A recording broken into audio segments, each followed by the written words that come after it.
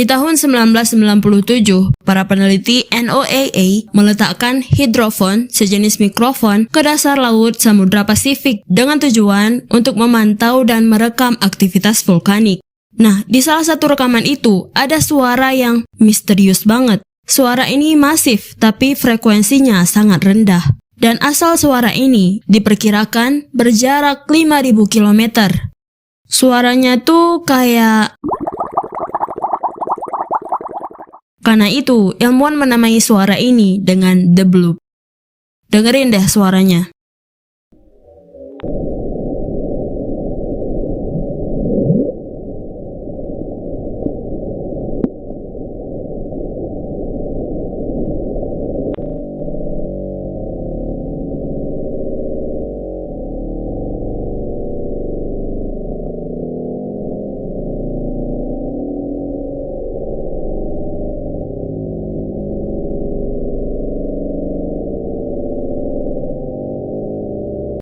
Suara The Bloop ini bikin ilmuwan bingung. Suara apa nih? Gede banget. Mereka sempat mikir, apakah ini suara paus biru? Tapi suara paus biru nggak segede itu untuk mencapai skala The Bloop. Jadi kalau beneran ini suara hewan, hewan itu harusnya lebih gede dari paus biru.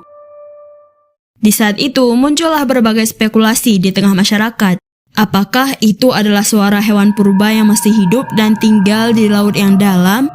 Apakah itu adalah suara alien yang sedang beraktivitas di dalam samudra? Atau apakah ini suara Om Martin yang lagi makan siang? Atau mungkinkah ini adalah suara Cthulhu? Apaan tuh Cthulhu? Cthulhu adalah makhluk fiksi yang ada dalam karya H.P. Lovecraft, penulis horor kosmik asal Amerika. Pertama kali dikenalkan dalam cerita pendek berjudul The Call of Cthulhu. Makhluk ini digambarkan mirip seperti gurita dengan ukuran tubuh yang super besar, kulitnya bersisik seperti naga, dan juga punya sayap seperti kelelawar. Setelah bertahun-tahun, akhirnya peneliti NOAA berhasil mengidentifikasi suara The Bloop. Ternyata itu bukanlah suara hewan purba, alien, ataupun Cthulhu, tapi suara The Bloop berasal dari icequake, yaitu retakan atau geseran gletser raksasa di Antartika yang patah kemudian jatuh ke laut. Setelah mereka menemukan adanya kesamaan frekuensi dengan icequake yang terjadi sebelumnya. Walaupun misteri tentang The Bloop ini sudah dijelaskan, beberapa orang masih percaya kalau apa yang dijelaskan oleh para peneliti itu bukanlah faktanya. Apalagi mengingat 80% dari lautan masih menjadi misteri.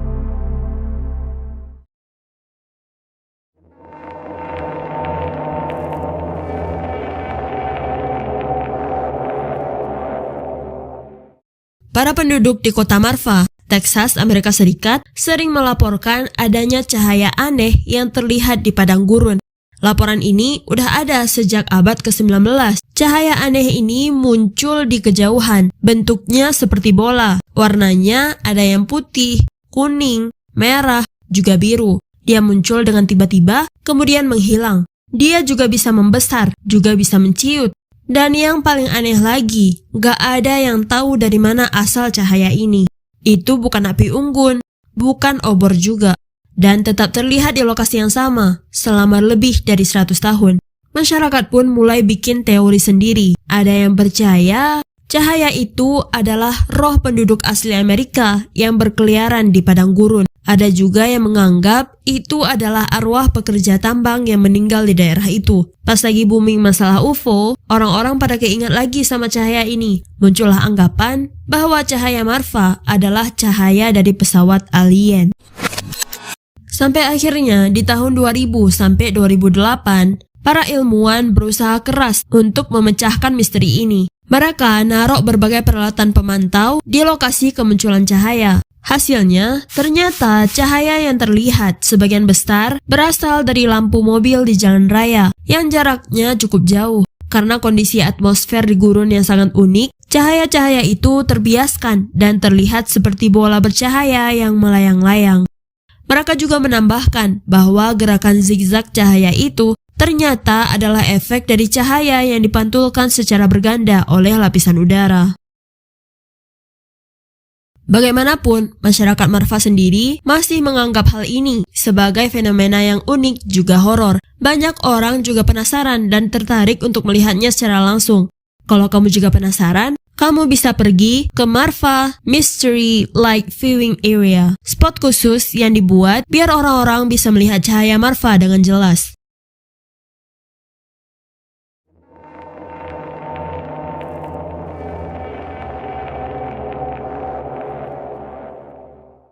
Ada sebuah cerita yang populer banget di abad ke-17 tentang sebuah kapal besar yang dipimpin oleh seorang kapten bernama Hendrik van der Decken. Kapal ini tuh bekerja untuk sebuah perusahaan. Mereka bertugas untuk nganter barang-barang seperti sutra, rempah-rempah, perhiasan, dan hal lain. Mereka ini selalu nganter barang tepat waktu. I'm proud of you, you know that. I hope you do. Sampai di suatu hari, di tengah perjalanan, mereka dihantam badai. Badai ini bukan badai biasa. Badai ini hampir ngancurin kapal mereka. Semua awak kapal udah mohon-mohon supaya kapten mau mutar arah. Tapi sang kapten sangatlah keras kepala. Ia bersumpah untuk gak bakal mau balik sampai berhasil melintasi badai itu. Karena kesombongannya itulah, dewa pun murka. Kemudian mengutuk dia dan kapalnya untuk terus berlayar selamanya di lautan tanpa bisa berlabuh. Cerita ini terus menyebar sampai jadi cerita yang udah populer banget di telinga para pelaut. Sehingga banyak dari para pelaut yang mengaku pernah melihat kapal hantu ini. Sebuah kapal besar, arahnya nggak jelas, dan yang paling bikin merinding, kapalnya melayang di udara. Karena itulah, kapal hantu ini dinamai The Flying Dutchman. Tapi, apakah kapal-kapal yang dilihat oleh para pelaut itu beneran kapal hantu? Seiring berkembangnya ilmu pengetahuan, fenomena ini akhirnya bisa dijelaskan. Ternyata, kapal yang terlihat melayang di atas lautan itu hanyalah fata morgana. Yang terjadi ketika cahaya matahari membelok karena perbedaan suhu dan kepadatan udara di lapisan atmosfer. Jadinya, objek yang berada di bawah cakrawala bisa terdistorsi, sehingga objek itu pun bisa terlihat jauh lebih besar, lebih tinggi, atau berada di posisi yang nggak biasa, kayak kapal-kapal ini yang kelihatan melayang.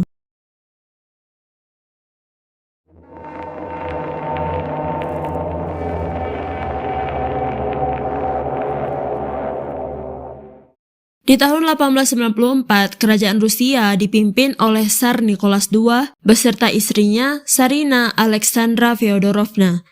FYI, Tsar itu panggilan untuk Kaisar Kerajaan Rusia dan Tsarina adalah panggilan untuk istri Kaisar.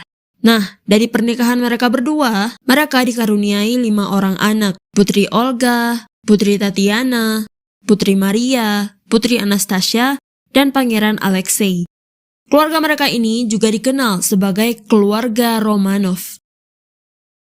Di masa pemerintahannya, banyak dari rakyat itu nggak suka sama Tsar Nicholas. Mereka bahkan mencemoohnya sebagai raja yang nggak bisa memimpin, lemah, dan mudah terprovokasi. Bukannya tanpa alasan, tapi karena banyak banget dari keputusan yang dia ambil yang akhirnya malah menyengsarakan rakyat. Kayak memutuskan agar Rusia dan Jepang berperang, yang akhirnya Rusia kalah. Nah, dari situ terjadilah krisis pangan. Di tahun 1905, mulai muncul banyak pemberontak yang bahkan berani menentang kerajaan. Di saat yang bersamaan, anak bungsu mereka, Pangeran Alexei, mengidap penyakit hemofilia. Untuk penyembuhannya, orang-orang kerajaan pun nyari dokter ke sana kemari. Dokter-dokter yang berkualitas semua dibawa ke istana. Sampai suatu hari, mereka dapat sebuah kabar kalau ada seorang dukun sakti yang katanya bisa nyembuhin segala jenis penyakit dan bisa meramal masa depan. Dipanggillah dukun ini ke istana. Nama sang dukun adalah Mbah Grigori Rasputin. Dengan berbagai cara yang gak bisa dipahami, Rasputin berusaha untuk nyembuhin Pangeran Alexei. Dan gak tahu gimana, ajaibnya, kondisi Pangeran Alexei makin hari makin membaik. Karena itulah, Tsarina Alexandra menjadikan Rasputin sebagai salah satu orang kepercayaannya. Terus di tahun 1915, Tsar Nicholas harus pergi meninggalkan Rusia karena dia harus memimpin pasukannya di Perang Dunia Pertama. Sedangkan urusan kerajaan itu dipercayakan kepada istrinya, Tsarina Alexandra. Tsarina Alexandra memang dicintai oleh keluarganya, tapi tidak dengan rakyatnya. Karena Tsarina Alexandra punya sifat yang pemalu dan sedikit tertutup, yang membuatnya terkesan sombong dan gak peduli. Tsarina Alexandra juga sulit menjalin hubungan dengan bangsawan lain, akibat perbedaan keyakinan dan cara pandang. Walaupun begitu, Tsarina Alexandra tetap mengambil kendali atas kerajaan. Di saat itulah, dia juga mengangkat Rasputin sebagai penasehatnya. Di situ rakyat makin gak suka sama Tsarina Alexandra. Mereka mikir, siapa nih orang asing yang tiba-tiba dijadiin orang kerajaan? Mana dia dukun lagi, yang gak punya pengalaman apa-apa dalam dunia politik. Dan tahu apa? Keadaan rakyat Rusia makin amburadul. Krisis pangan makin meningkat, ditambah lagi dengan kalahnya Rusia di Perang Dunia Pertama.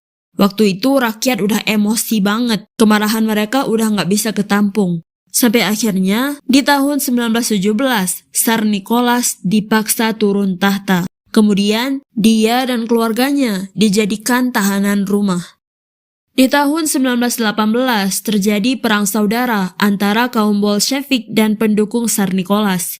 Ada sesuatu nih yang mengganggu pikiran orang-orang Bolshevik. Mereka was-was kalau suatu hari pembela Tsar bakal diam-diam bawa kabur keluarga Tsar. Jadinya di tanggal antara 16 atau 17 Juli 1918, ada orang-orang yang datang ke rumah pengasingan itu di malam hari. Semua keluarga Romanov beserta 4 pelayan setia mereka dibangunin karena katanya mereka mau dipindahin ke tempat yang lebih aman.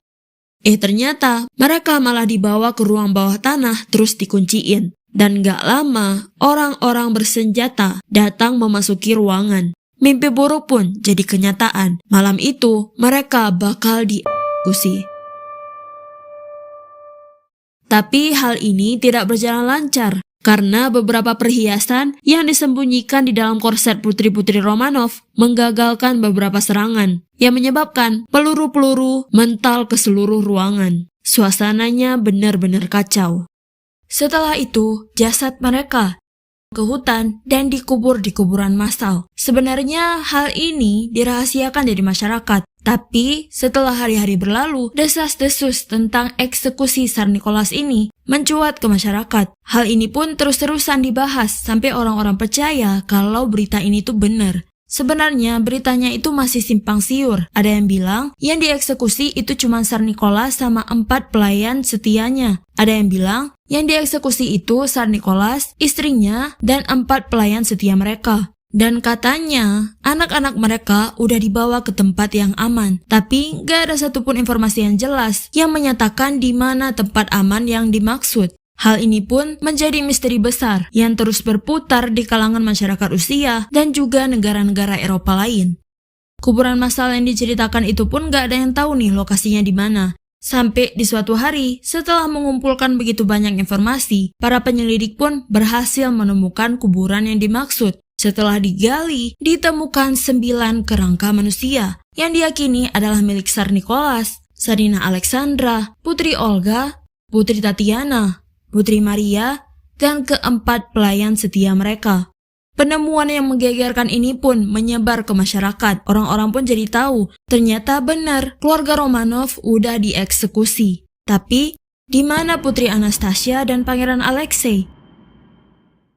Sejak saat itu, ada banyak banget orang yang ngaku-ngaku sebagai Putri Anastasia. Tapi orang-orang kerajaan dan juga orang-orang yang pernah bekerja di kerajaan bisa dengan mudah membuktikan bahwa mereka adalah pembohong.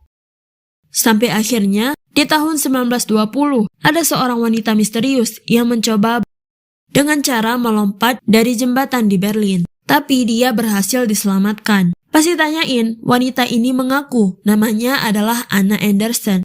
Tapi pas ditanyain lebih detail tentang identitasnya, dia nggak mau jawab. Kayak, kamu tinggal di mana? Keluarga kamu di mana? Kamu kerja apa? Anna Anderson selalu tutup mulut.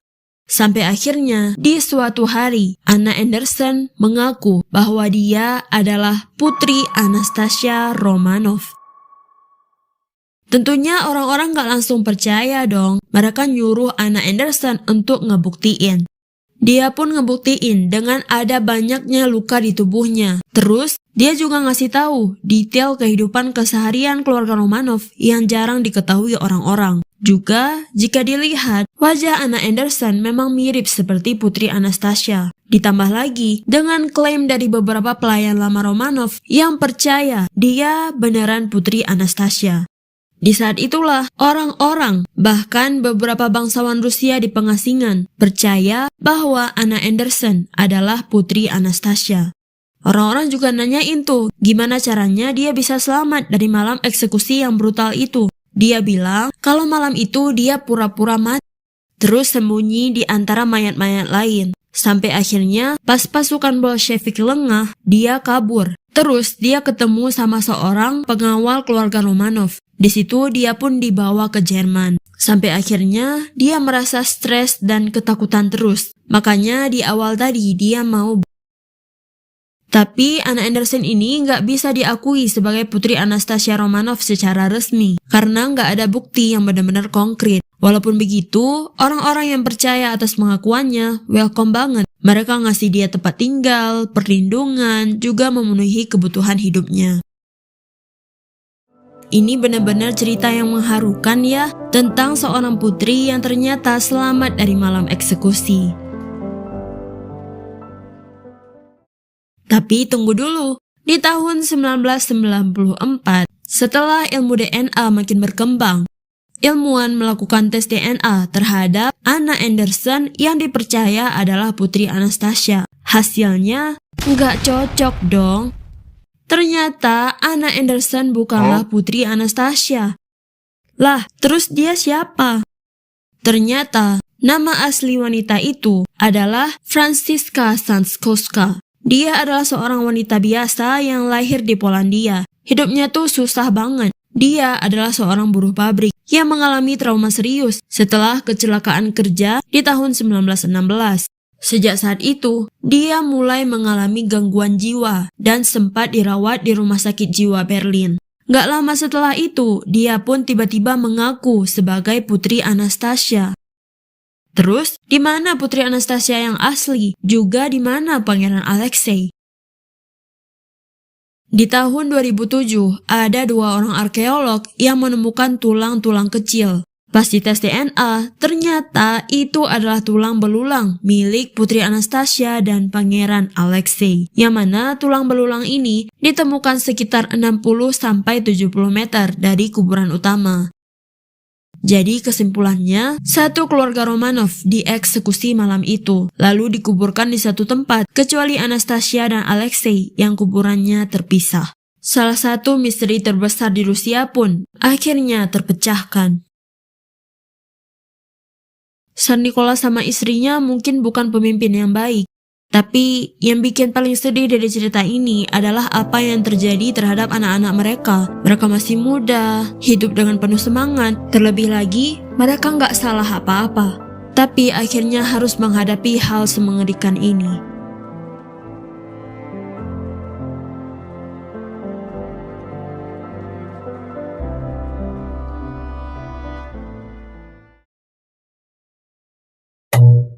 Jadi, itu aja guys obrolan kita hari ini. Gimana pendapat kamu? Tulis di kolom komentar.